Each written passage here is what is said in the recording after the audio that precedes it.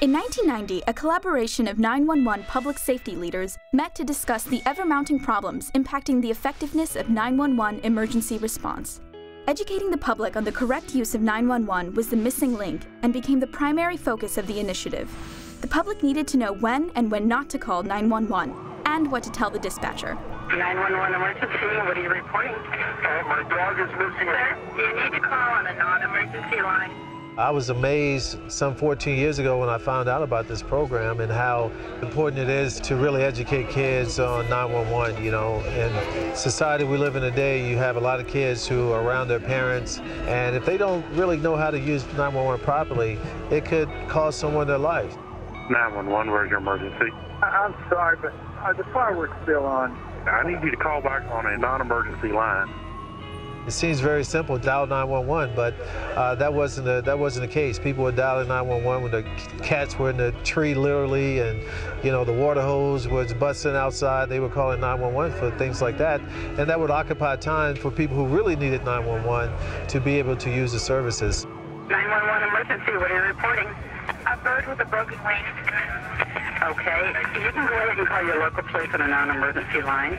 Public education campaigns were launched in schools with the hope that students would embrace the information and share the important messages with their communities. Thus, the educational program 911 for Kids was created, generating a cost and impact-effective way to educate the public. We've been able to educate kids over the years and to get them knowledgeable about the proper use of the service, and we think it's worked out great up to this date. Under the umbrella of Athletes and Entertainers for Kids, 911 for Kids is the official voice of 911 education. Its mission is to make quality 911 education available to the public. Since 1997, Kathy Ireland has devoted countless hours to raising awareness of 911. For me to get involved in something, I've got to believe in it. I've got to clearly understand its benefits if I'm going to pour my time into it, because I don't believe in entering anything half-heartedly. The first phase of the educational program was the unveiling of the 911 mascot, Reddy Fox, and the creation of the Great 911 Adventure. The video presentation has taught 5 million children and their families the critical message points of 911. I've got to find some new heroes for 911, and I'd like you kids to help me. The Tim Brown Jim Hill Celebrity Golf Tournament brings together some of the biggest names from entertainment and sports to raise funds and promote the cause of 911 education. 911 for Kids is a perfect program for schools. It has already saved lives. Not only is it for kids, but it's for all of us as well. 911 for Kids works, and it works for us all. It's very, very important in this day and age to know how to dial 911. If you have a health problem in your house, your child should always know how to dial 911. What isn't important about 911? I think what's the best thing about it, especially today, is that you're involving kids. And you're making them responsible, and they're grabbing the reins of that responsibility and following through and saving lives, and that's what it's all about. If young people understand the resources that 911 can provide, it's going to be a better opportunity for them to be able to be safe, to be able to make better decisions, and to be able to help the people that are around them. And we've in the past had kids that have done the most incredible things by calling 911. They've really made a difference and impacted our community in very positive ways, and I think that's critical. It's amazing when we read some of the stories of some of our young people and how calm they are in 911 distress situations. And I am so happy and proud of our young people to take it upon themselves to get involved with 911, to take it to heart, and as a result of that, it has saved some lives. Created by 911 National Chairman Tim Brown, the 911 Local Heroes Medal of Honor is bestowed upon a young person who distinguishes themselves by using 911 to save a life or to report a crime. 15-year-old Sean Anders, on February 21st, 2008, Sean called 911 when his father started going in and out of consciousness. My dad, he wouldn't wake up, so I called 911. I told them paramedics, so then they came and they took care of him. Fire and paramedics, they're lifesavers. 911 saves lives. Thanks to Sean's 911 call and quick action, he was able to save his father's life.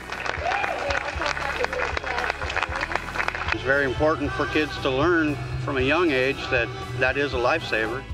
In addition to spreading the word about 911, 911 for Kids provides a number of outreach programs for at-risk youth. Some of you are coming from situations where cycles need to be broken, and as painful as it is, please look at those situations with eyes wide open. Please be alert. In order to change a cycle, we need to be aware of it.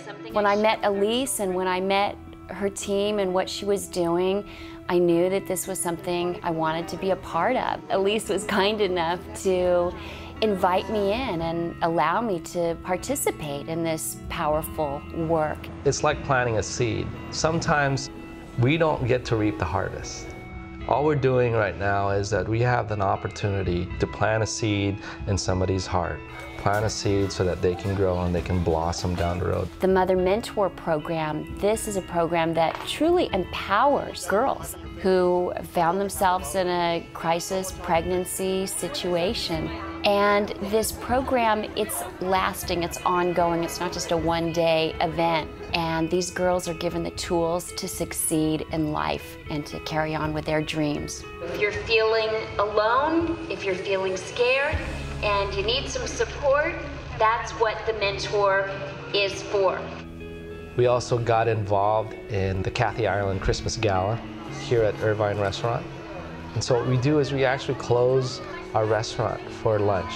We take in 350 abandoned children, and we just throw a party for them. That's what it is, and Cayman Islands is the host. Something that from the top down and from a company's aspect is, if we can help anybody, whether it's our own staff, our own employees, team members, and any of those people in the community, and we have the chance to do it, we'll take that chance, we'll take the opportunity and feel good about it and not think twice.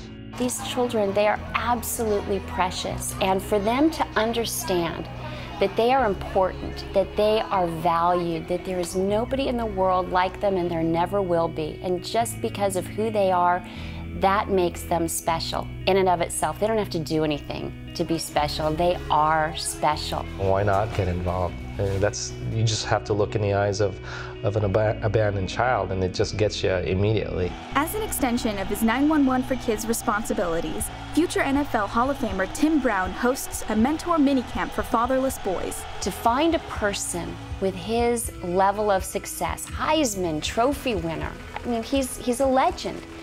And he is so humble, and he loves kids. He has got such a heart for kids.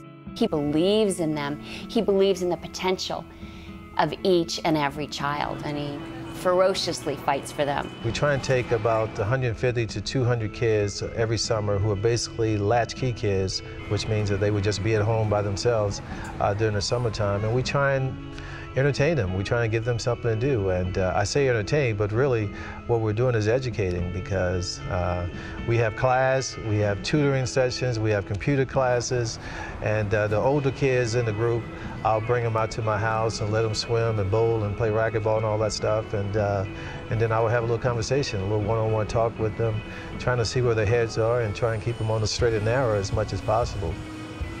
This is an organization that I will fight for. I believe in the work that is being done. I've seen it firsthand, and I do feel committed to that fight. And oftentimes it is. Oftentimes it's a battle. There's obstacles, there's struggles.